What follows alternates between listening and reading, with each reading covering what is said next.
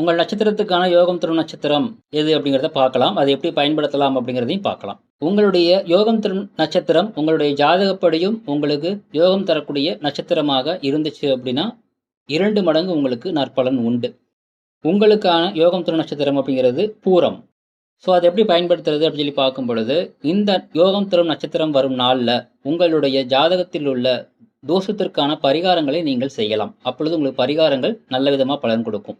அதே மாதிரி இந்த நட்சத்திரத்தில் உள்ள நபர்கள் உங்களுடைய லைஃப்பில் உங்களோட ட்ராவல் பண்ணுறாங்கன்னா, அதாவது உங்களுடைய பெற்றோர்களாகவோ அல்லது உங்களுடைய குழந்தைகளாகவோ அல்லது வாழ்க்கை துணை, நட்பு, சகோதரர்கள், சகோதரிகள், இந்த மாதிரி ஏதேனும் ஒரு விதத்தில் இந்த நட்சத்திர அன்பர்கள் கூட நீங்கள் ட்ராவல் பண்ணும் பொழுது உங்களுக்கு நன்மைகள் அப்படிங்கிறது கிடைக்கும். முன்னாடியே சொன்ன மாதிரி ஜாதகப்படி இது யோகம் தரும் அமைப்புலையும் கனெக்ட் ஆகி வரணும்.